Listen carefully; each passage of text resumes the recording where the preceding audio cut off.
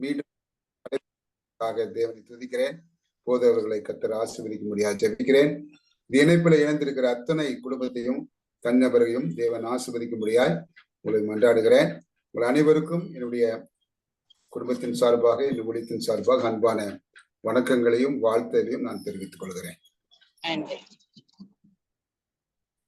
40 நாட்கள் அன்பரின் பாதத்தில் உபவாசத்தோடு இல்லைங்களா? இது ஒரு சிறப்பான ஒரு காரியமாக இருக்கிறது. நம்ம உடல் அமைப்பு எப்படி இருக்குது என்று சொன்னால், உணவுகளை 3 வேளை நாம் எடுத்துக்கொள்ள வேண்டும். அவைகள் ஜீரணிக்கப்பட வேண்டும். அந்த ஜீரண சக்திகள் இந்த உறுப்பின் எல்லா பாகத்திற்கும் எடுத்து செல்லப்பட்டு நாம் அதிலே நாம் ஜீவனோடுக்கவும் வளரவும் தேவையான காரியங்களை செய்ய வேண்டும். இப்படித்தான் ஒரு அமைப்பு கொடுக்கப்பட்டுகிறது. ஆனால் நாம் உணவு எடுக்காதிருக்கும் பொழுது என்ன நடக்கிறது என்று சொன்னால், அந்தந்த சமயத்திலே வந்து சேருகிற ஜீரண நீர்கள், டைஜஸ்டிவ் என்சைம் வரும். அவைகள் ஜீரணிக்க காத்து கொண்டிருக்கும் பொழுது அங்கு உணவு இல்லாத சூழ்நிலையில அவைகள் வேறு வேலையை செய்துவிடும். உதாரணத்துக்கு, நாம் ஒவ்வொரு நாளும் சாப்பிடுவதற்கு முன்பதாக உணவை ஆயத்தம் பண்றோம்னு நம்ம மூளை புரிஞ்சுக்கிட்ட உடனே நம்ம உடம்புல இருந்து ஹைட்ரோகுளோரைடு அப்படிங்கிற ஒரு ஆசிட், ஹைட்ரோகுளோரைடுங்கிற ஆசிட் வந்து கிட்டத்தட்ட 1.5 லிட்டர் சுரக்கும். ஹைட்ரோ அப்படின்னாவே நீர்த்து போனதுன்னு அர்த்தம், கான்சென்ட்ரேட் அல்ல. அப்படிப்பட்ட சுரக்கும். அவைகள் பித்தப்பையிலிருந்தும் சில ஜீரண நீர்களிருந்தும் வந்து நம்ம உடம்புல வயிற்றுக்குள்ளாக இருக்கும். அப்ப நீங்க சாப்பிடும் போது அந்த சாப்பாடு செரிமானமாவதற்கும் கெட்டு போகாமதற்கும் இந்த ஹைட்ரோகுளோரைடு ஆசிட் நமக்கு பயன்படுகிறது. சில ஜீரண நீர்கள் பயன்படுகிறது.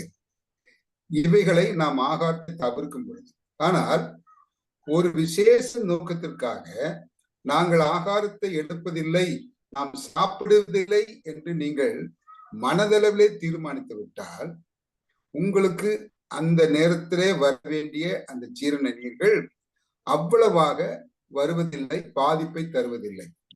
ஒருவேளை காலை உணவு தொடர்ந்து நீங்க சாப்பிடாம இருந்தீங்கன்னா இந்த ஹைட்ரோகுளோரிக் ஆசிட் என்ன செய்ய தெரியுமா, நம்ம குடல்ல இருக்கிற மியூக்கஸ் மெம்பரன் சொல்லப்படுகிற சளி படர்களை அழித்து கொண்டு போகும். ஒரு நாள்ல குடல்ல ஓட்டை விழுந்துடும். அதுக்கு தான் அல்சர், பெரிய ஓட்டையா போயிட்டா பெப்டிக் அல்சர். ஆனால் நீங்கள் மனதிலே தீர்மானிக்கும் பொழுது, நான் இந்த காரியத்திற்காக ஆண்டவரிடத்திலிருந்து இதை நான் பெற்றுக்கொள்வேன் என்பதற்காக நான் ஆண்டவருடைய சன்னிதானத்திலே இணைந்திருப்பதற்கு என் உபவாசத்தை நான் வைக்கிறேன் என்று நீங்கள் சொல்லி செய்யும் பட்சத்தில் உங்கள் மூளை வந்து கட்டளை கொடுத்து உங்களுக்கு வர வேண்டிய ஜீரண நீர்கள் குறைக்கப்படுகிறது என்பதுதான் யதார்த்தம். ஆண்டவராய் இயேசு கிறிஸ்துவின் வாழ்க்கையை பார்க்கும்போது அவர் 40 நாட்கள் ஒன்றும் உணவருந்தாது இருந்தார். அப்படின்னா ஒரு கடவுளா இருந்தார், அதனாலதான் நடந்துச்சு அப்படி யோசிக்கிறாரு. அவர் மனுஷீகத்தில் இருந்தார் என்பதற்கு நிறைய ஆதாரங்கள் இருக்கிறது.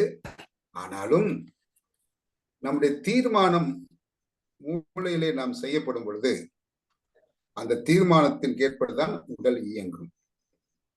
ஆகவே இந்த நாளில 40 நாட்கள் உபவாசத்தோடும் அல்லது 40 நாட்கள் ஜெபதபத்தோடும் இருக்க வேண்டும் என்று சொல்லி தீர்மானித்து வந்திருக்கிறீங்க. உங்களுக்கு தேவனாய் கர்த்தர் வைத்திருக்கிற ஆசீர்வாதம் உங்க மேல் பலிக்கும் என்று பார்க்கிறோம். சரி, தமிழர் வாழ்க்கை முறை நீங்க பார்த்தால் அதை 10 முதல் 80 வரையிலும் பிரித்து வைத்திருக்கிறார். 10 என்பது பசலை பருவம், ஒன்றுமறியாத பால பருவம்.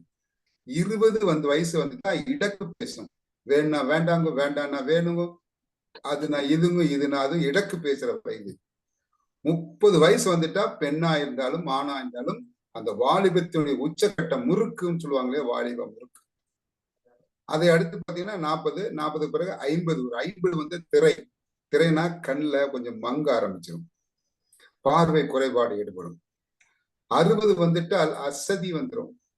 சாதாரணமாகவே எந்த வேலை நடந்து போனா கூட அசதி, சாப்பிட்டு முடிச்ச கூட அசதியா இருக்கும், அப்படி இருக்கும்.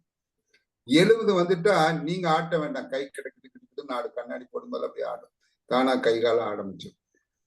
80 வயசு வந்துட்டா முடிஞ்சிருச்சு ஓட்டம். வேதை மாத்தி பலத்தின் மிகுதியால் 80 ஆண்டு காலம் வேதம் சொல்லுகிறது. இதுல நான் 40 சொல்லல. ஒண்ணு 10 பசல, 20 இடக்கு, 30 முறுக்கு, 40 நரை, 50 திரை, 60 அசதி, 70 ஆட்டம், 80 ஓட்டம். 40னா நரை, நரைமயிர் அப்படின்னு என்ன அர்த்தம்னா, நரைமயிர் நாம் வயதாகிறது என்பதை காட்டுகிற ஒரு அடையாளம் வைத்துக் கொண்டார். நாம் வளர்ந்திருக்கிறோம் என்பதற்கு ஒரு சான்றாக இது இருக்கிறது. லேவியராகமத்தின் புஸ்தகம் 19ஆம் அதிகாரத்தின் 32வது வாக்கியத்தை வாசித்தால், ஒருவேளை உங்களுக்கு யாருக்காவது ஆங்கிலத்தில் நான் டெக்ஸ்ட் சொல்லணும்னா தயவுசெய்து நீங்க எனக்கு இன்ஃபர்மேஷன் கொடுங்க, நான் டெக்ஸ்ட் இங்கிலீஷ் சொல்றேன். லெவிட்டிக்ஸ் சாப்டர் 19 verse 32. லேவியராகமம் 19ஆம் அதிகாரம் 32ல நரைத்தவனுக்கு முன்பாக எழுந்திரு அப்படின்னா, நரைத்தவன் என்ன அர்த்தம்னா, அவர் இந்த சமுதாயத்தினாலே பக்குவப்பட்டவன், இளம் பிள்ளைகளுக்கு அவர் ஆலோசனை சொல்ல. நீதிமொழிகள்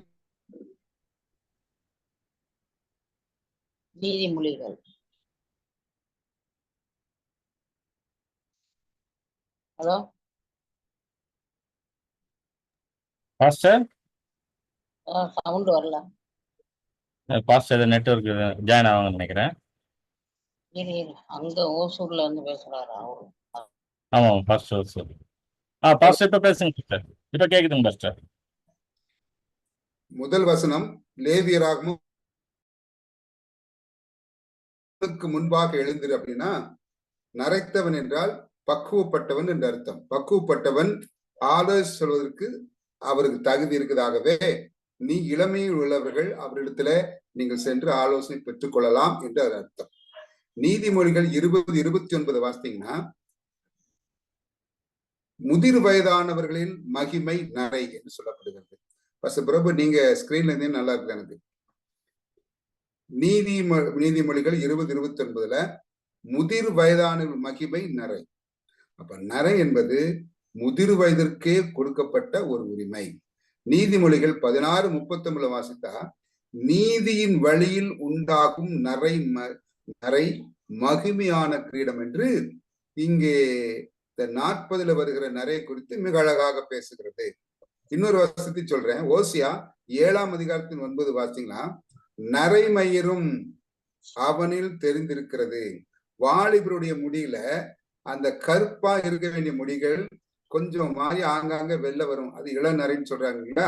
நரைமயிரும் அப்படி தெரியும்போது நீ அடுத்த கட்டத்துக்கு போக தயாராக இருக்கிறாய் என்பதை நமக்கு உணர்த்துகிறது என்று சொல்லப்படுகிறது.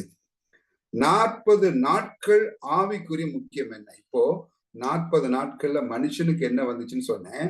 இப்ப ஆவிக்குரிய முக்கியத்துவம் என்னென்றால், 40 நாட்களிலே ஆவிக்குரிய முக்கியத்துவம் வாய்ந்ததாக தேவன் கருதுகிறார் என்பதை வேதாகம் தெளிவாக நமக்கு சொல்லுகிறது. எப்பொழுதெல்லாம் தன் நோக்கத்திற்காக தன்னை ஆயத்தப்படுத்த தேவன் விரும்பினாரோ அதற்காக 40 நாட்களையே தேவன் செய்திருந்தார்.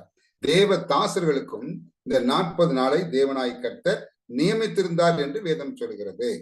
இதே வழிமுறைதான் தேவனுடைய தாசர்களுக்கும் தேவனாய் கர்த்தர் கொடுத்தார். முதலாவதாக நோவாவை பற்றி பார்ப்போம். ஆதியாகமத்தின் புஸ்தகம் 8ஆம் அதிகாரத்தின் 40வது வாக்கியத்தை வாசிக்கும் பொழுது, மழை பெய்ய தொடங்கின அந்த நிலையில்தான் பேழை மிதக்க தொடங்கிற்று.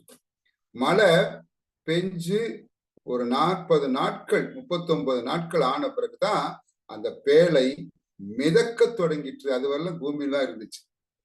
அந்த பேழை மூழ்கு வரலும் மழை வரல, பேழையின் 3/4 பகுதி வரலும் மழை தண்ணி இருந்துச்சு இல்லைங்களா? இப்போ இதுவரையிலும் மனுக்கம் எல்லாம் அந்த பேழைக்கு வெளியே இருந்த மனிதருடைய மனுக்குளங்கள் எல்லாம் அழிந்து போனார்கள், வெள்ளத்தினால் அழிந்து போனார்கள். மற்ற மிருக ஜீவன்கள் எல்லாம் அழிந்து போயிற்று, பயிர் பச்சைகள் அழிந்து போயிற்று. இனி என்ன நடக்கும் என்று நோவா யோசித்துக் கொண்ட பொழுது அவனுக்கு ஒரே நம்பிக்கை. தேவனாய் கர்த்தர் பேழை சொன்னார், பேழையை செஞ்சேன். உள்ள போக சொன்னார், உள்ள போனேன். என் குடும்பத்தோடு நான் இருக்க முடியாது செய்தார். ஒருவர் என்ன கேள்வி கேட்டாரு, சார் பேழைக்குள்ள சுத்தமான மிருகங்கள் 7 ஜோடியும் அசுத்தமான மிருகங்கள் 1 ஜோடியும் போச்சு, இதெல்லாம் சாதாரணமா தெரியுது. வனம் விலங்குகளை யாரு கூட்டிட்டு போனா? அந்த கேள்வி வருது இல்லைங்களா பேழைக்குள்ள. இப்போ சிங்கத்தை போய் வானா வருமா? புளிய பார்த்து வானா வருமா? கரடியை பார்த்து கைப்பிடிச்சு இழுக்க முடியுமா? செய்ய முடியாது. ஆனா பேழைக்குள்ள அந்த மிருகங்களாம் இருந்துச்சு அப்படின்னு வாசிக்கிறோம். இதுக்கு டிசைர் ஆஃப் ஏஜஸ் என்ற புத்தகத்துல உலக பிரசித்தி பெற்ற ஒரு பிரசங்கியார் E.G. ஒயிட் என்கிறவங்க எழுதுகிறார்கள், அந்த வன விலங்குகள் எல்லாம் வரிசையாக வருவதற்கு காரணம் அவைகளை தேவ தூதன் ஓட்டி கொண்டு வந்தான். அவருடைய வாய்கள் கட்டப்பட்டா கயிறு வச்சு கட்டிட்டு இல்லை, அவர்கள் சேதப்படுத்தாதபடிக்கு, அவர்கள் துஷ்டத்தனத்தை காட்டாதபடிக்கு அந்த மிருகங்கள் எல்லாம் நடத்தி கொண்டு வந்து அந்த பேழைகளை விட்டாங்க. அந்த பேழைக்குள்ள நல்ல சாதுவான மிருகங்களும் இருந்துச்சு, இந்த மாதிரி வனவிலங்குகளும் இருந்துச்சு. ஆனா பேழைக்குள்ள வந்த பிறகு சாதுவான மிருகங்களும் அந்த வனவிலங்குகளும் புல்லைத்தான் சாப்பிட்டது, அதாவது வைக்கோலைத்தான் சாப்பிட்டதே ஒழிய எந்த மிருகத்தையும் அடிச்சு சாப்பிடல. அதை நம்ம கவனிக்கணும். அப்படின்னா இது தேவ திட்டம். ஆகவே இப்பொழுது நோவாக்கு இருக்கிற ஒரே நம்பிக்கை, என்னை அழைத்தவர், என்னை செய்ய சொன்னவர், வேலைக்குள்ளாக போக சொன்னவர் அவர் இருக்கிறார். 40 நாள் மழை பெஞ்சிருச்சு, இப்பதான் மிதக்குது, இனி என்ன நடக்குது? ஒன்று நிச்சயம், என் தேவனாய் கர்த்தர் ஒருபோதும் தன் பிள்ளைகளுக்கு செய்வதில்லை, ஆசீர்வாதம் கூட்டவில்லை.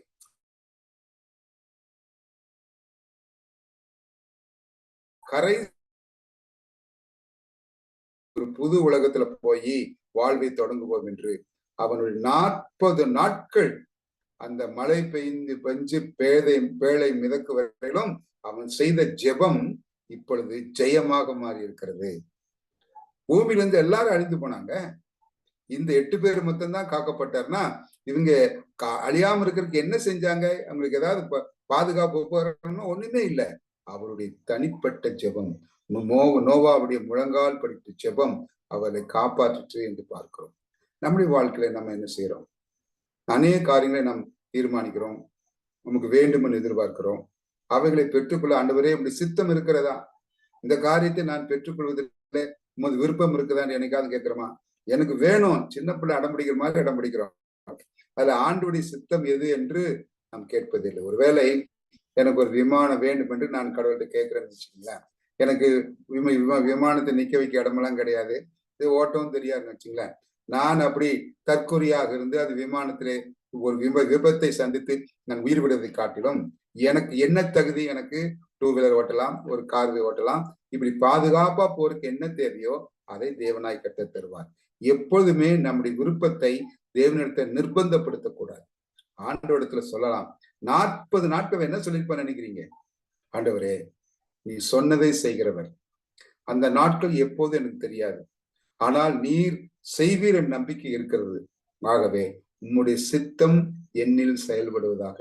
இதுதான் அவர் ஜெபம் பண்ணார். நீங்களும் நானும் என்ன ஜெபம் பண்றீங்க?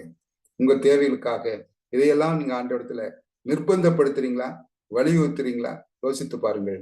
நோவாவின் ஜெபம் வெற்றி தந்தால் உங்களுடைய ஜெபம் வெற்றி தர வேண்டுமே. அப்படி இருக்கும்பொழுது 40 நாள் உபவாசம் இருந்தேன், 40 நாள் ஜெபம் பண்ண, ஒன்னும் நடக்கல, இந்த வார்த்தைகள் நமது வாயிலிருந்து வரவே கூடாது. அதற்கு பதிலாக இந்த காரியம் நடக்கலைன்னா இது தேவ திட்டத்திற்கு இப்போது அந்த நடப்பதற்கு தேவ திட்டம் இல்லை என்றுதான் புரிந்து கொள்ள வேண்டும். இரண்டாவதாக மோசையை பார்க்கிறோம் இல்லைங்களா? மோசையை பார்க்கும் பொழுது மோசேக்கு 3 கட்டங்களாக அவனுக்கு இருக்கிறது. முதல் 40 வருஷம், இரண்டாவது 40 வருஷம், மூன்றாவது 40 வருஷம். முதல் 40 வருஷம் எப்படின்னா, அவன் குழந்தையாக பிறந்து நைல் நதியில விட்டு அந்த அரண்மனையில வாழ்ந்த பொழுது தங்களுடைய எபிரேயர்களுடைய அடிமைத்தனத்தை பார்க்கிறான். ஏன்னா மோசேயுடைய தாய் என்ன கற்றுக் கொடுத்திருந்தானா, நாம் எல்லாம் அடிமைகளாக இருக்கிறோம், தேவனாய் கர்த்தர் நம்மை புறஜாதியின் கையில விட்டிருக்கிறார். ஆகவே இந்த அடிமைத்தனத்தில் இருந்து மீள வேண்டும் என்றால் நாம் தேவ பிள்ளையா ஜீவிக்க வேண்டும் என்று தன் தாயார் கற்றுக் கொடுத்திருக்கிறார். மீரியாமுக்கு அதைத்தான் சொல்லிக் கொடுத்தனால்தான் தன் தம்பி எதிர்காலத்தில் தீர்க்கதரிசியா வருவானான்னு தெரியல, ஆனால் தம்பி மூலமாக ஒரு காரியத்தை தேவன் செய்ய விரும்புகிறார் என்பதை உணர்ந்து விட்டு தம்பிக்கு என்ன நேருதுன்னு பாக்குறதுக்கு அந்த ஆத்தங்கரையோரமே நடந்து வராங்க. கர்த்தருக்கு பிரியமானவர்களே, முதல் 40 வருஷத்துல அடிமைத்தனத்தை கண்டு நொந்து தேவனு ஒத்தாசைக்காய் அவன் ஊக்கமாய் ஜெபித்து மன்றாடினான். 40 வருஷம் அடிமைத்தனத்தில் நிற்க. இரண்டாவது அடிமைத்தனத்திலிருந்து மீட்டு இப்ப கானானுக்கு கூட்டிட்டு போறாங்க. அடிமைத்தனத்துக்கு எகிப்திலிருந்து கானான் தேசத்துக்கு போறாங்க. கானான் தேசம் போகும்போது இங்க புள்ளி விவரம் 6 லட்சம் ஆண்கள் தான் கொடுத்திருக்குது. பெண்கள் ஒரு ஆளுக்கு ஒரு மனைவினா இன்னொரு 6 லட்சம் பெண்கள், ஒரு குடும்பத்துக்கு ஒரு குழந்தைன்னா 6 லட்சம் குழந்தைகள். அப்படி பார்த்தீங்கன்னா இது எத்தனை பண்ணிக்கும், ஒரு 30 லட்சத்தை கிடைக்குன்னு நான் நினைக்கிறேன். அவ்வளவு பேருக்கும் இந்த தலைவன் ஒருத்தன் தான். எல்லாருமே கேட்பாங்களா? சொன்னா கேட்பாங்களா? கீழ்ப்படிவாங்களா? நில்ல நிப்பானா போன்னு போவாங்களா? பகல்ல அவங்களை பாதுகாக்கிறதுக்கு கொடை பிடிச்சது மேகம். அப்ப கூட அவங்க முறுமுறுத்தாங்க. இரவிலே விஷப்பூச்சிகள் தொல்லை இருக்கக்கூடாது என்பது மேகம் நெருப்பா எரிஞ்சு பாதுகாப்பு கொடுத்துச்சு. அப்போ இவங்க முறுமுறுத்தாங்க. அப்படின்னா இந்த ஜனங்கள் கீழ்ப்படியாத ஜனங்கள், இவர்கள் தேவ வார்த்தை எதிர்த்து நிற்க ஜனங்கள் என்று தெரிந்து, ஆனாலும் இந்த ஜனங்கள் தேவ ஜனங்கள், இவங்களை எப்படியாவது காப்பாற்றி கானானு கொண்டு போக வேண்டும் சொல்லி அவன் தன்னுடைய ஆயுசு நாட்களில 2வது 40 வருஷம் தன்னுடைய வாழ்க்கையில மக்களுக்கு ஆலோசனை சொல்ற நேரம் தவிர மற்ற நேரங்கள் எல்லாம் அவன் ஜெபத்திலே நின்றான் என்று வேதம் சொல்லுகிறது. சரிங்களா? அவன் ஜெபத்தில் இருந்தபடிதான் அந்த மிருக ஜீவன் ஒன்று கூட மரணம் அடையலைங்க, நோயால போகல. மிருக ஜீவன் காப்பாற்றப்பட்டது. அவங்க இந்த குழந்தைகள் எல்லாரும் பாதுகாக்க இருந்தாங்கன்னா அதுக்கு ஒரே காரணம், இந்த 2வது 40 வருஷத்துல இந்த இத்தனை திரளான ஜனங்கள் மோசேயின் சொல் கேட்டு கீழ்ப்படி வேண்டி தேவ வார்த்தைக்கு செவி கொடுக்கும்படி அவன் தொடர்ந்து செபிக்கிறாங்க. அம்மையார் சொல்றாங்க, சத்தியத்தில் இராதவர்கள் உங்க அக்கம் பக்கத்துல இருப்பாங்க, உங்க பின்னாடி வீட்டுல இருப்பாங்க, உங்க சொந்தக்காரங்களா இருப்பாங்க, உங்க ஊருக்காரங்களா இருப்பாங்க. அவங்க சத்தியத்துல வர வேண்டும், ஆண்டவரை அறிந்து கொள்ள வேண்டும் என்று அவர்கள் பெயரை சொல்லி சொல்லி சொல்லி நீங்க செபிக்கணும். அப்பொழுதுதான் தேவ ஆவியானவர் அவங்க மத்தியில அசைவாடுவார். அப்படி இல்லாதபடிக்கு அவங்க கேட்க மாட்டாங்க. அவங்க சொன்னா அவங்க சொல்லி பிரயோஜனம் இல்லை. அப்படி சொல்லுவீங்கன்னா நம்முடைய பொறுப்பற்று தன்மை இது காட்டுகிறதே ஒழிய தேவனுடைய சித்தத்தை நாம் செயல்படுத்தவில்லை. இவன் தொடர்ந்து அந்த 40 ஆண்டு காலமும் 2வது 40 ஆண்டு காலமும் ஜனங்கள் பாதுகாப்பாக தேவ சித்தத்துக்கு இசைவாக பத்திரமாக கானான் போய் சேருவதற்காக அவ்வளவு ஜமனா, கடைசியில 2 குடும்பம் தான் போச்சுங்க, அப்பாற்பட்ட விஷயம். இருப்பினும் அவர் ரட்சிப்புக்காக எவ்வளவு பிரயாசம் எடுக்கிறான்னு பாருங்க. அதனாலதான் ஆண்டவர் மோசே மரிக்க சொல்லி அவரே அடக்கம் பண்ணி அவர் என்ன செய்தார், பரலோகத்துல கொண்டு வச்சுக்கிட்டார் அப்படின்னு பார்க்கிறோம். அது இன்னொரு சமயத்துல விரிவாக பார்க்கலாம். அப்படின்னா 3வது காலகட்டம் என்னன்னா என்னாகமத்தின் புஸ்தகம் 12ஆம் அதிகாரம் 8வது வாக்கியத்தை நீங்க வாசிக்கணும். தேவனோடு முகமுகமாய் பேசினவன், தேவனோடு முகமுகமாய் பேசினவன் யாரு? இந்த மோசே மாத்திரம். அப்படின்னா ஒரு சிநேகிதனோடு ஒரு ஃப்ரெண்டோட பேசுற மாதிரி பேசுறான். ஆண்டவர் கொஞ்சம் கோவப்படும் போது என் பேரை வேணா கிறுக்கி போடுங்க, அந்த ஜனங்களை மன்னிச்சிருங்க மன்றாடுகிறான். அப்ப எவ்வளவு அக்கறை உள்ள ஒரு கரிசனை உள்ள தலைவன் பாருங்க, இல்லைங்களா? அப்படியானால் நம்முடைய நிலைமை எப்படின்னா, இந்த காலங்களிலே துன்மார்க்கமான உலகம், இந்த உலகம் பாதுகாப்பான உலகமா இல்ல, நல்ல உலகமா இல்ல, நியாயம் இருக்கா இல்ல, நீதிமன்றம் எழுதிட்டு முன்னாடி ஒரு போட்டு பாருங்க என்ன வந்ததுன்னு, அநீதிமன்றம், நியாய விலைக்கடைன்னு போட்டிருக்குது. முன்னாடி ஒரு போட்டு என்ன வரும்? அநியாய விலைக்கடை தானே. எல்லாம் இந்த உலகம் சீர்கேடு அடைந்து போயிட்டு. அப்படி இந்த சீர்கேடு அடைந்த உலகத்துலதான் கோணலும் மாறுமாடுமான சந்தியிலே குற்றமற்றவர்களாய் உங்களை வைத்திருக்கிறேன் என்று பேதர் எடுத்துக்கிறார். அப்படின்னா நாமும் நன்றாக தேவ சித்தத்துக்கு செய்ய கிறிஸ்தவ தரங்களோடு வாழ்ந்து மற்றவர்களையும் வாழ செய்ய வேண்டும் என்றால் நம்முடைய வாழ்க்கையிலே பிரத்யேகமான ஜெபங்கள் தேவை. அதற்குத்தான் 40 நாட்கள், அதுக்குத்தான் உபவாசம் என்று சொல்லப்படுகிறது. சரி, அடுத்ததாக இந்த வேவுக்காரர்களை குறித்து பார்க்க போறோம். என்னாகமத்தின் புஸ்தகம் 13ஆம் அதிகாரம் 25வது வாக்கியம். என்னாகமம் 13:25. இங்கே ஒவ்வொரு கோத்திரத்திலும் சிலரை தெரிந்து கொண்டார்கள். 12 கோத்திரத்திலும் ஆட்களை தெரிந்து அவர்களை அனுப்பினார்கள். எத்தனை நாள்? அவங்க எத்தனை நாள் போய் வேவு பார்த்தாங்க? 40 நாட்கள் வேவு பார்க்கிறாங்க. என்னாகமம் 13:25 வாசிப்பாருங்க. அவர்கள் தேசத்தை சுற்றி பார்க்க 40 நாட்கள் எடுத்துக்கொண்டார்கள். இந்த 12 கோத்திரத்திலும் போனாங்க. ரிட்டர்ன் அவன் என்ன பதில் சொல்றாங்கன்னா, ஊழியக்காரன்ட்ட 10 கோத்திரத்தார் சொல்றாங்க, அவங்க தேசம் செழுமையான தேசம்தான், பாலும் தேனு ஓடுற தேசம்தான், ஆனா மக்கள் ராட்சசர்களாக இருக்கிறார்கள். ஆகவே அவர்களை நாம் மேற்கொள்ளவே முடியாது. அவர்கள் கடினமான மனிதர்கள், அவர்கள் எடுத்து நம்ம போனா நம்ம தோத்து போவோமே ஒழிய ஒருபோதும் வெற்றி அடைவதில்லை என்று அவங்க சொன்னாங்க. ஆனா இந்த 2 பேர் இருக்காங்க பாத்தீங்களா, எப்பினேன் குமாரனாய் காலேப்பும் நூனின் குமாரனாய் யோசுவா என்ன சொன்னாங்க தெரியுமா? எல்லாம் அவங்க சொன்னதெல்லாம் கரெக்ட் தாங்க. ஆனா நம்மளை போக சொன்னது யாரு? தேவனாய் கர்த்தர் உங்க மூலமா சொன்னாரு. நாங்க அந்த நாள் செழிப்புன்னு சொல்றதுக்கு ஒரு திராட்சை கொடையை கொண்டு வந்து காட்டிட்டோம். அப்படிங்கும்போது ஆண்டவர் சொன்னதை திருப்பி மாத்துவாரா? ஒரு முறை சொன்னதை மாத்தி சொல்வாரா? அந்த பாஞ்சு நீங்க ஜாமான் வாங்கினா ரெசிப்ட் கொடுக்குறாங்களே, ரெசிப்ட் அது கீழே பாருங்க, ஒரு வார்த்தை எழுதிருப்பாங்க, goods once sold cannot be taken back. ஒரு முறை விற்ற சரக்குகள் வாபஸ் பண்ணப்பட மாட்டாது. அப்படின்னா நீங்க யோசித்துக்கொள்ளணும் கர்த்தருக்கு பிரியமானங்களே. அப்படின்னா போக சொன்னது அவர். ஆகவே அவர்கள் ராட்சசராக இருந்தாலும் வெற்றி கட்ட தருவார் என்று அவன் என்ன செய்தான் தெரியுமா சொன்னாங்க. என்னமா? யாத்திராமத்தின் புஸ்தகம் 14ஆம் அதிகாரத்தின் 14வது வாக்கியத்தை வாசிப்பாங்க. யாத்திரையாகமம் 14:14. தேவ ஜனமே நீங்கள் சும்மா இருங்கள், கர்த்தர் உங்களுக்காய் யுத்தம் செய்வார். நீங்க சும்மா இருங்க, உண்மை செய்ய வேண்டாம், கர்த்தர் உங்களுக்காக யுத்தம் செய்வார். ஆகவே 10 கோத்திரத்தார்கள் சொன்னத அந்த ஊழியக்காரன் கேட்கல. யாரு சொன்னது? தேவன் நாமத்தை முன்னிட்டு தேவன் மகிமையாக தேவன் சொன்னதை செய்தோம் என்று சொல்றான் பாத்தீங்களா, அவங்க வாக்கு தான் கெடுக்கிறாங்க. 10 பேர் சொன்னாங்க, போங்க போங்க போய் அடி வாங்கி சாங்க, இதெல்லாம் வெட்டி கொண்டுடுவான் அப்படின்னு சொன்னாங்க. நடந்தது என்ன தெரியுங்களா?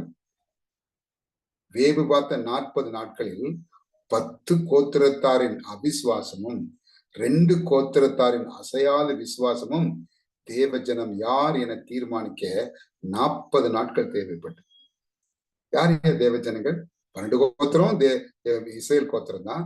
ஆனா இஸ்ரேல் கோத்திரம் இருக்கிறதுனால அவங்க தேவஜனா மாதிரி விடுமா? ரொம்ப பேர் சொல்றாங்க, பேரை கிறிஸ்துவன் பேரை வச்சுட்டா கிறிஸ்தவங்களா? ஜெபராஜ்னு வச்சுட்டு ஒரு கொலைகாரன் தான் தெரியுங்களா? சென்னையில ஒரு நடிகை கொலை பண்ணா தெரியுங்களா? டிரைவரா இருந்துட்டு பேர் என்ன? ஜெபராஜ். அதனால அவன் நல்லவன்னு சொல்ல முடியுமா? மாயாண்டின்னு ஒருவர் இருந்தார் இங்க திருநெல்வேலி மாவட்டத்துல. அவர் கட்ட பஞ்சாயத்துல கேட்டு மனுஷன். அவன் ஆண்டவரா இயேசு கிறிஸ்துவை ஏற்றுக்கொண்ட பிறகு தன்னுடைய பேரை பால் டேனியல் மாற்றிக்கொண்டார். அதற்கு பிறகு அவர் அந்த தவறான காரியங்களை செய்யவே இல்லை.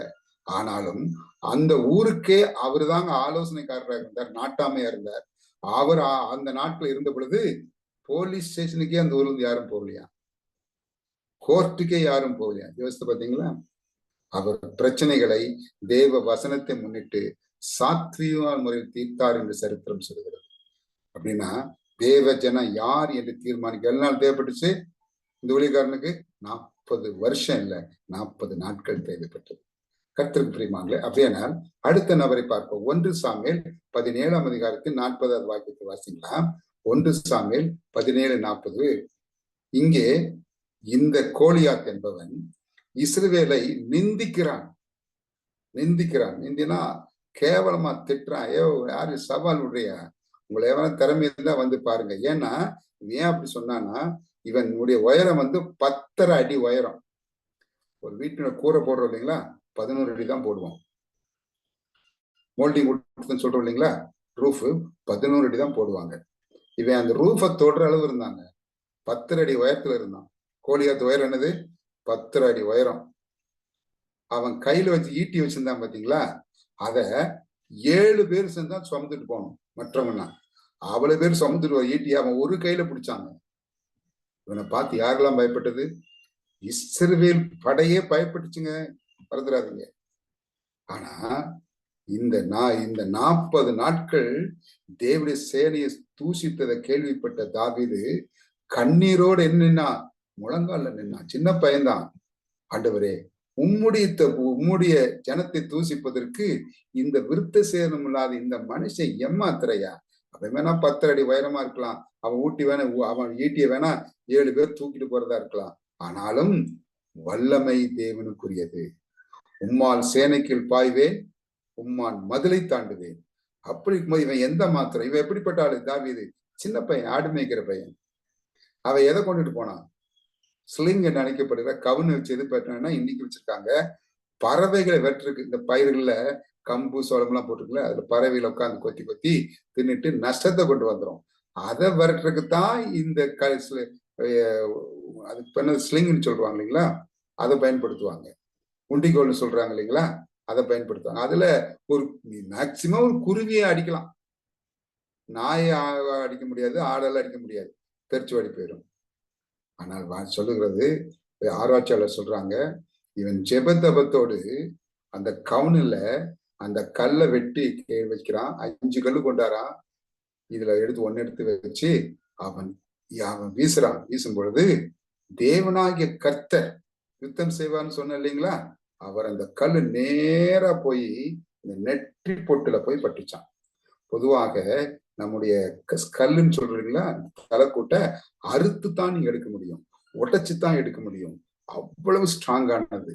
ஆனால் தேவ பலத்தால் இவனால் எரியப்பட்ட கல் முன் மூளையை தாக்கி பின் மூளையை தாக்குனபடினால்தான் அவன் நிலை குழந்து பொத்துன்னு கீழே விழுந்தான். அவன் ஒரு கட்டி வச்சிருந்தான், பட்டாக்கத்தி பெருசா வச்சிருந்தான். அதை தூக்குற கூட தாவீதுக்கு முடியல. சிரமப்பட்டு தூக்கி அவன் கழுத்தை வெட்டுறான். யோசித்து பாருங்க, செத்து போனவன் கழுத்தை இல்லைங்களா. அதுக்கு தான் இஸ்ரேல் ஆசானியில் வந்து என்ன செய்யுது, அவங்க ஆக்கிரமிக்கிறாங்க. அப்படின்னா நம்ம நினைக்கிறோம், அவங்கெல்லாம் பெரிய ஆள், அவங்களால செய்ய முடியும், நம்ம என்ன செய்ய முடியும், நம்ம சின்ன ஆள் தானே, நம்ம தனியாள் தானே, நாங்க சின்ன கூட்டமா தானே இருக்கு அப்படின்னு சொல்றீங்களா? ஒருபோதும் நீங்கள் தனியாள் இல்லை. தேவ பலத்தினால ஒருவன் 1000 பேரை துரத்துவான். ஆண்டோட திட்டம் வச்சிருந்தா உங்களை கொண்டு பெரிய காரியத்தை ஆண்டவர் செய்வார். ஆண்டவர் சொன்னதெல்லாம் கவனிச்சு பாத்தீங்களா? அற்பமா இருக்கு. யாராவது நான் சொல்றதை செஞ்சு பாருங்களேன். செய்ய மாட்டீங்க, சும்மா சொல்றேன். உங்க பாத்ரூம்குள்ள போங்க, குளிக்கிற டாய்லெட் ரெஸ்ட் ரூம் இருக்குல்ல, அதுக்குள்ள போங்க. போகும்போது ஒரு டம்ளர் எடுத்துட்டு போயிருங்க. அந்த டம்ளரே குடிக்கிற தண்ணி எடுத்துட்டு போங்க. உங்க கிச்சன்ல இருந்து ஒரு டம்ளர் தண்ணி எடுத்துட்டு உங்க ரெஸ்ட் ரூமுக்கு போய் அங்க நின்று இங்க தண்ணி குடிப்பீங்களா? அருவருப்பா இருக்குல்ல சொல்லும் போதே. அப்படின்னா 6 கற்சாடியும் கால் கழுவுவதற்காக வைக்கப்பட்ட கற்சாடிகள். அதை கழுவி இருக்கவே மாட்டாங்க, கழுவி கீழே ஊத்த முடியாது, ஆனா ஒரே கல்லுலால் செதுக்கப்பட்டது. அதுல தண்ணி ஊத்திட்டே இருப்பாங்க, கால் கழுவாங்க, அப்படி புழுக்கள் எல்லாம் நின்றுகிட்டு இருக்கும். ஆண்டவர் தண்ணி எதை நிரப்ப சொன்னாரு, அதுல போய் தண்ணி நிரப்ப சொன்னாரு. அவன் வேலைக்காரன் பாக்குறான், ஐயோ ஒரு கற்சாடிலுக்கு தண்ணியவே உன்னால காலு கழுவ முடியாது, எதுக்கு 6 பண்ணுங்கிறான், அதை நிரப்பப்பா. நிரப்பிட்டான், ஆசீர்வாதம் பண்ணாரு.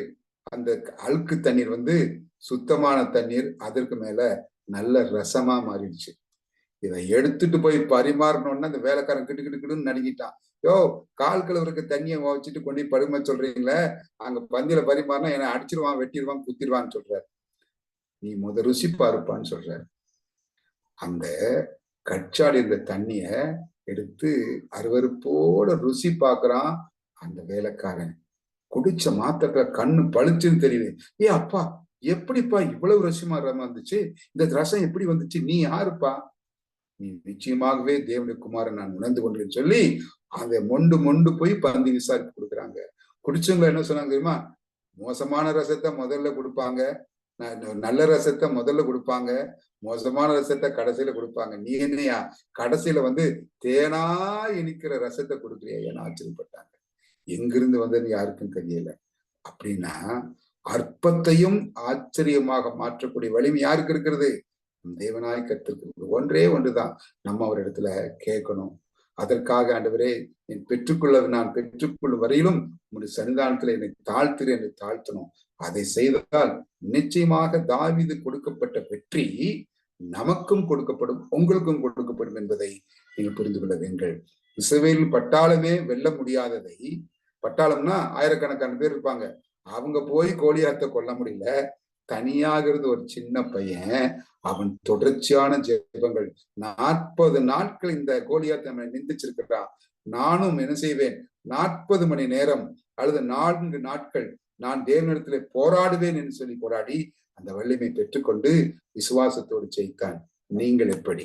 அடுத்ததாக 1 ராஜாக்களின் புஸ்தகம் 19ஆம் அதிகாரம் 8ம் 9ம் கூட நீங்க பார்க்கலாம்.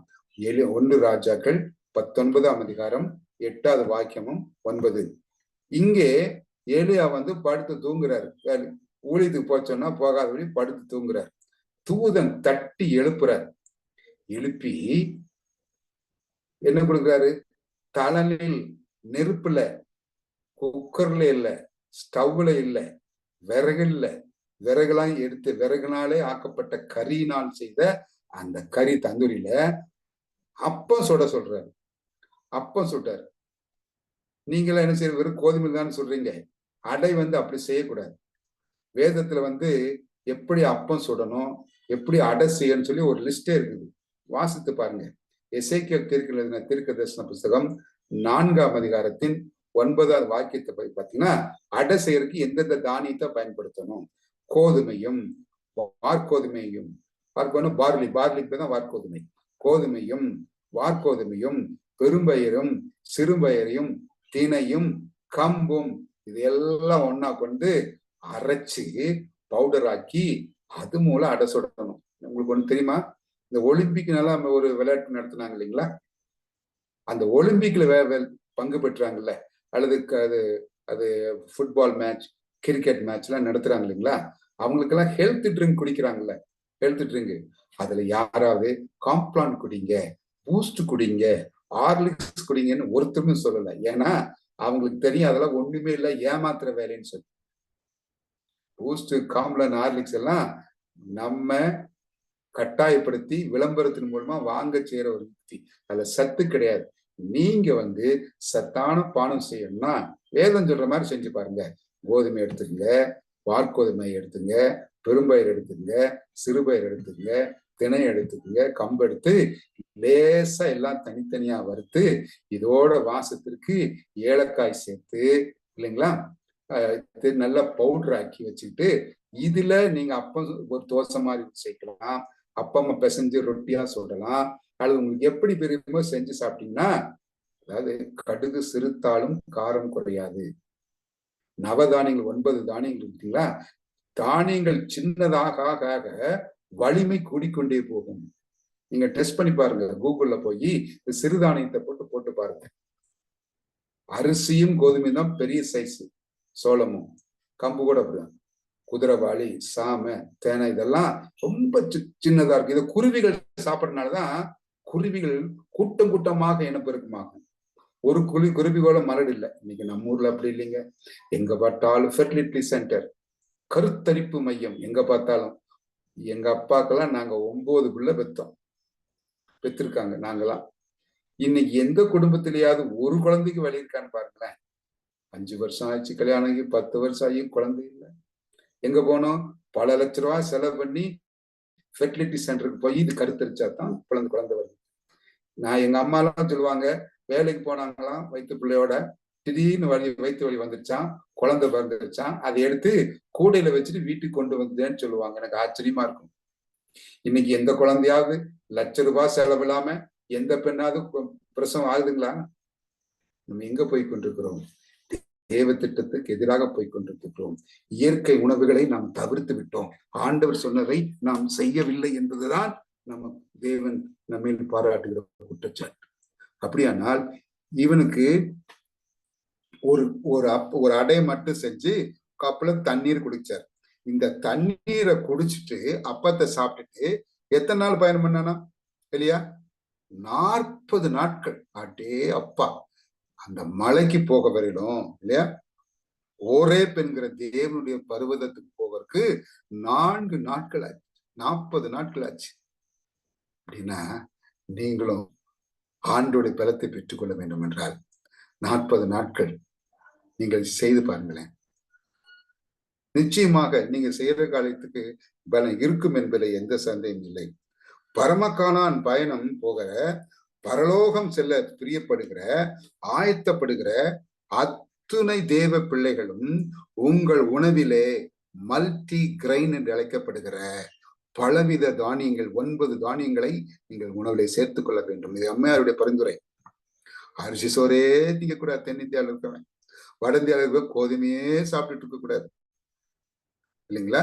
பல தானியங்களை நீங்கள் எடுத்துக்கொள்ள வேண்டும். நிறைய இருக்குது, சொல்றதுக்கு நேரம் தான் இல்லை. ரொம்ப நேரம் எடுத்துட்டேன்னா பாச பிறகு அடுத்த முறை நீ கூப்பிட மாட்டார். அதனால அளவோட நான் நிறுத்திக்கணும்.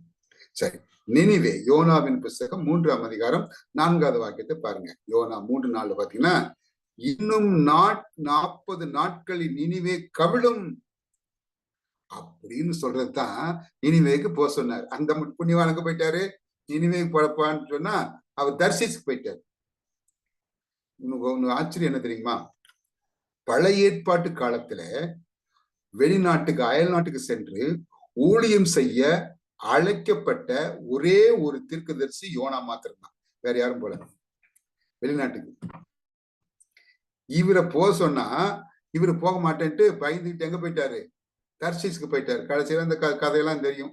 மீன் வயிற்று கடல் தூக்கி போட்டாங்க, மீன் முழுங்கிருச்சு. இந்த பாவம் எங்களுக்கு வரக்கூடாதுன்னு அவங்க எல்லாம் கேட்டுக்கிட்டாங்க, ஜோம் பண்ணிக்கிட்டாங்க. ஒருத்தர் கேட்டார், யோ மீன் வயிற்றுல போனா எப்படி உயிரோடு இருக்க முடியும்? கடலில, ஜமைக்கா கடலில ஒரு மீனவனை ஒரு சுறா மீன் முழுங்கிருச்சான். உடனே சக மீனவர்கள் எல்லாம் அதை சுட்டு பிடிச்சி அந்த சுறா மீனை பிடிச்சிட்டு உடனே படகுல எடுத்துட்டு வயிற்ற கிழிச்சு பார்த்தா அந்த மனுஷன் உயிரோடு இருந்தான், காப்பாத்திட்டாங்க.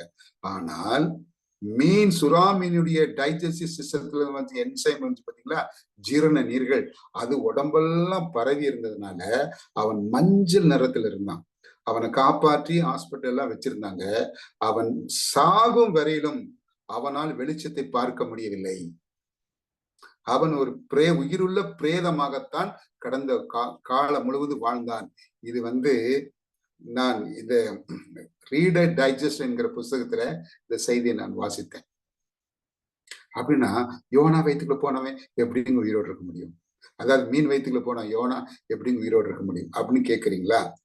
நன்றாக நீங்க அதை கொஞ்சம் பறிச்சு பாருங்க. திமிங்கலம் என்கிறது ஆண்டவரால் ஏற்படுத்தப்பட்ட ஒரு மீன். அது ஒரு வகையானது. ஒரு சாதாரண திமிங்கலம் போடுகிற குட்டியே 500 கிலோகிராம், அதாவது 1/2 டன் எடை இருக்கும். 1000 கிலோனா 1 டன்னு. இதுல ஆச்சரியம் என்னன்னா, தண்ணிக்குள்ள வாழ்றதுக்கெல்லாம் கில்ஸ் இருக்கணும், செதில்கள் இருக்கணும். அது மூலமா மீன் சுவாசிக்கும். நம்ம லங்ஸ்ல சுவாசிக்கிறோம். தரையில இருக்கிறவங்க எல்லாம் லங்ஸ்ல, ஆடு மாடு எல்லாம் லங்ஸ்ல சுவாசிக்குது.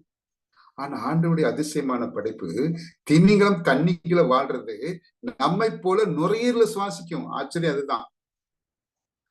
ஆண்டவர் ஒரு மனிதனை காப்பாற்ற வேண்டும் இருக்கா என்னெல்லாம் படைச்சு வச்சிருக்காரு பாருங்க. இந்த திமிங்கலத்துடைய தலையில 4 ஸ்டோர் ஹவுஸ் இருக்கும், காற்று அறைகள் இருக்கும், பெரிய பெரிய அறைகள் இருக்கும். அதுல தண்ணிக்கு மேல வந்து தேவையான காற்றை எடுத்துக்கிட்டு அந்த வால்வை மூடி தண்ணிக்கு கீழே போயிடும்.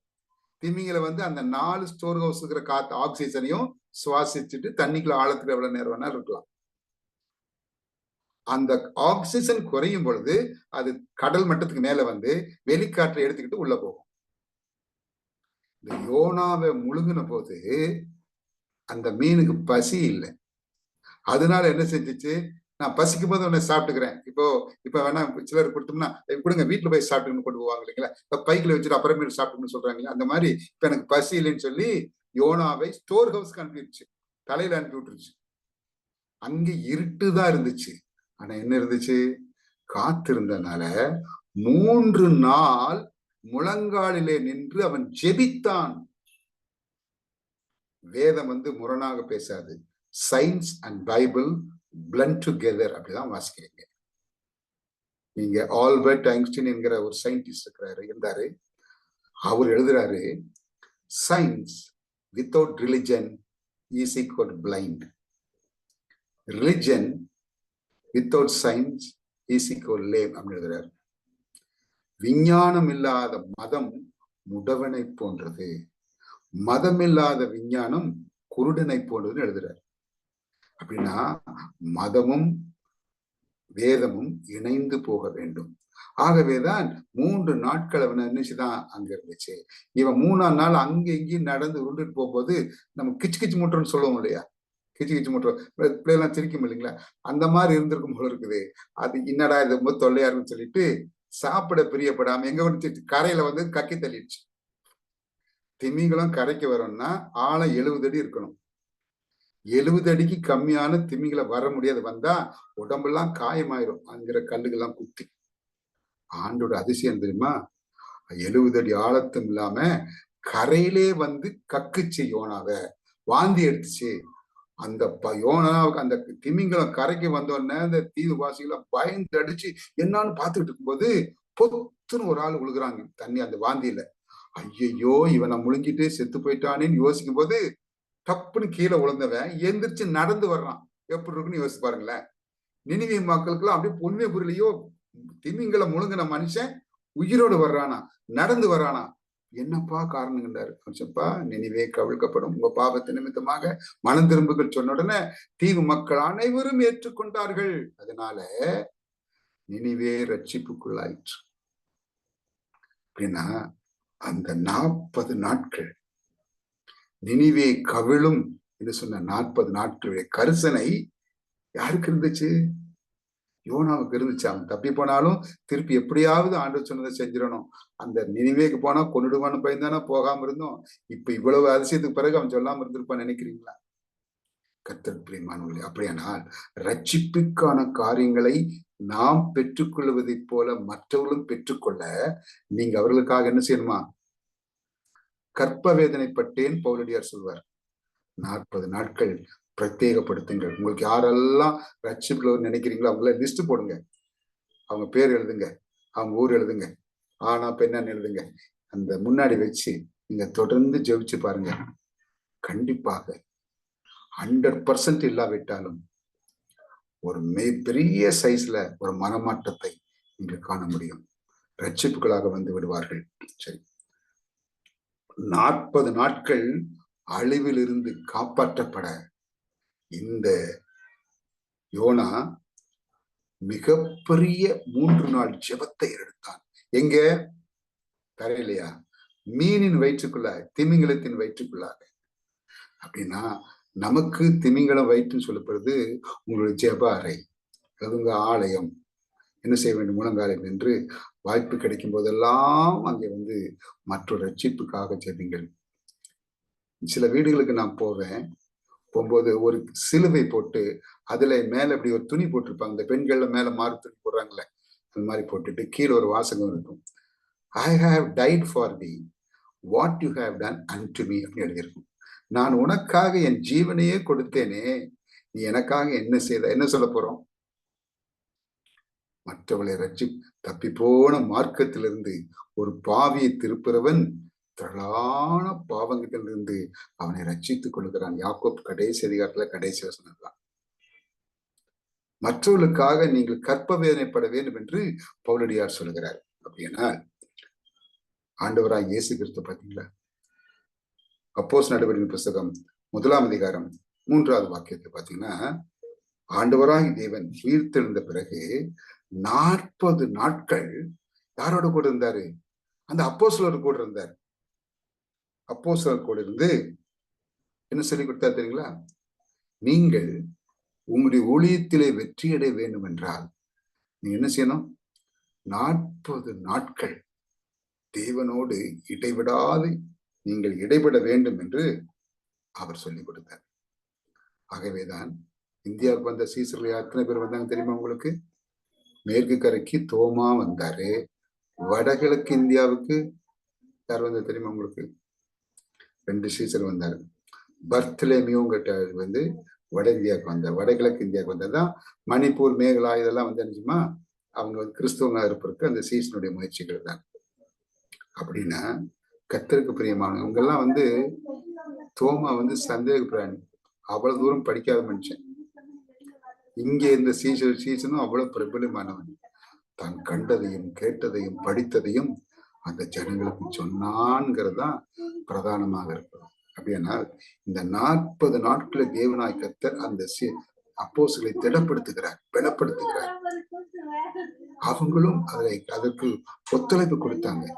அப்படின்னா மணிநகர் திருச்சபையாக நீங்கள் உங்கள் ஊழியக்காரனோடு சேர்ந்து உங்க தேசம் ரட்சிக்கப்பட, சமுதாயம் ஆதாயத்தைப்படுத்தப்பட, ஆண்டவரை சந்திக்கும் போது இந்த கிளைமேக்ஸ் மாபெரும் ஆன்மீக போராட்டத்தை நீங்க படிச்சு பாருங்க. ஆண்டவராகி தேவன் கோடான கோடி தூதரோடு வரும்பொழுது, காலச்சத்து வரும்போது உயிரோடு இந்த எதிர்வுகளுக்கு எப்படி போகணும் தெரியுங்களா? இப்போ ஒரு அதிகாரி வரவேற்க போனா நம்ம மாலை வாங்கிட்டு போனோம்.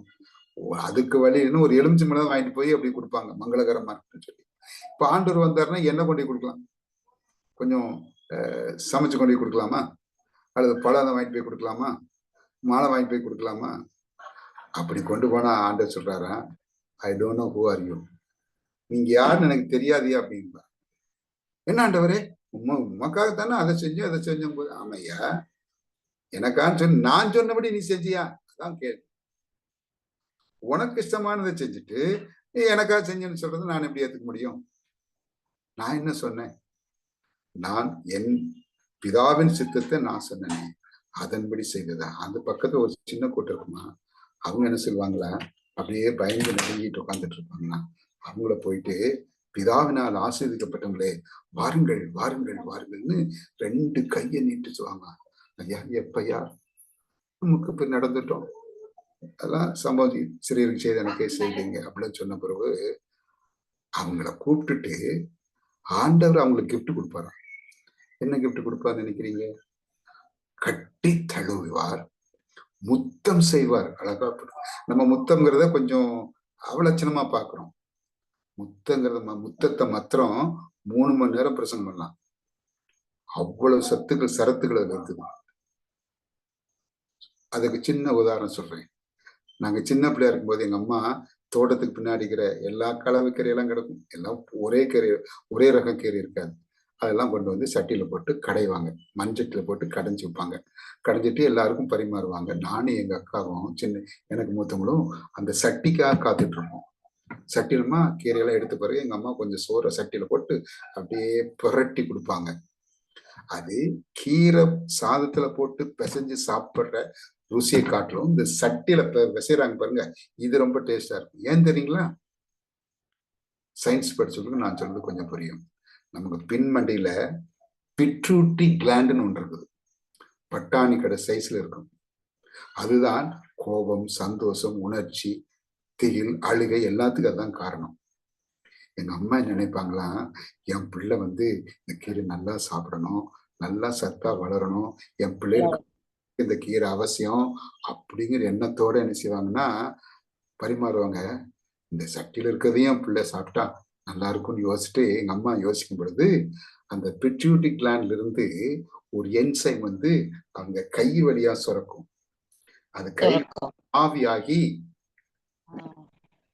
ஆவியாகி அந்த கீரையில கலந்துரும். அதனாலதாங்க அந்த சட்டியில வர கர்த்தருக்கு பிரியமானவர்களே, நீங்கள் மிக உணர்ச்சியோடும் விருப்பத்தோடும் ஆவலோடும் உங்க பிள்ளையோ யாரையும் முத்தம் பண்ணீங்கன்னா உங்க உதடில் இருக்கிற லிப்ஸ்ல இருக்கிற அந்த என்சைம் அவங்க இங்க படுது அங்க போய் அவங்களுக்கு டானிக் மாதிரி ஆயிடும். அப்படின்னா ஆண்டவராய் தேவன் நம்மை கட்டி பிடிச்சுக்கிட்டு நம்ம முத்தம் கொடுக்கிறாருன்னா அது எப்படி இருக்கும் தெரியுங்களா? அதை விட சிறப்பான ஒரு ஒரு ஒரு ஆசீர்வாதம் வேற எதுவுமே இருக்க முடியாது. அப்படி உங்களை கட்டி பிடிச்சு உங்களுக்கு முத்தம் கொடுக்கணும்னா 40 நாட்கள் மற்றவர்களுக்காக நீங்கள் எடுக்கிற உபவாசமும் நீங்க இருக்கிற ஜெபமும் மிகவும் பிரயோஜனம் உள்ளது. சாப்பிட்டு சாப்பிட்டு சாதித்தவர்களை காட்டிலும்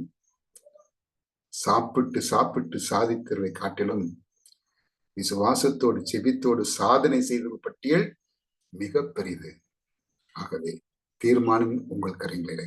கர்த்தர் ஆசீர்வதிப்பார். ஆமென். ஆமென். ரொம்ப நன்றிங்க பாஸ்டர். 40 நாள் நாம் எப்படி ஆண்டவரோட பாதத்துல நாம் ஜெபிக்கும் போது கண்டிப்பாக தேவன் அநேக காரியங்களை செய்திருக்கார் என்ற போதை அருமையாக வெளிப்படுத்தி சொல்லியதற்காக அமுதாபாத் தமிழ் திருச்சபையின் சார்பாக நன்றி தெரிவித்துக் கொள்கிறோம் பாஸ்டர். இந்த வேளையில எங்களுடைய சபைக்காகவும் குஜராத் ஊழியர்களுக்காகவும் தேசத்துக்காகவும் ஜெபிக்குமாறு கேட்டுக்கொள்கிறோம் பாஸ்டர். இணைந்துள்ள ஒவ்வொரு குடும்பங்கள் வரத்தடைப்பட்ட குடும்பங்களுக்காகவும் ஃபர்ஸ்ட் நீங்க ஜெபித்து ஆசீர்வாத ஜெபத்தையும் கொடுக்குமாறு கேட்டுக்கொள்கிறோம். ஜெபிப்போம்.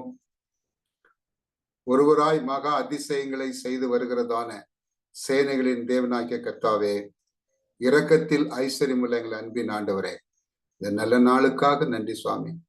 இந்த நாளிலும் தூரம் ஒரு பொருட்டல்ல. ஒருவேளை நாங்கள் இருக்கிற இடம் இந்தியாவினுடைய தென்பகுதியில் இருந்தாலும் வடமேற்கில் இருக்கிற இந்த பிள்ளைகள், மேற்கு பகுதியில் இருக்கிற பிள்ளைகள் ஆக வேண்டி அவர்களோடு சேர்ந்து நாங்கள் தொடர்பு கொள்ளும்படியாய் இந்த தொடர்பை ஏற்படுத்தி கொடுத்தமைக்காக நன்றி. பரலோகத்தின் தகப்பனே, எங்கே இருந்தாலும் அவர்கள் தமிழ் சமுதாயத்தை சார்ந்தவர்கள் மாத்திரமல்ல, தேவனுடைய பிள்ளைகளாக இருக்கிறார்கள்.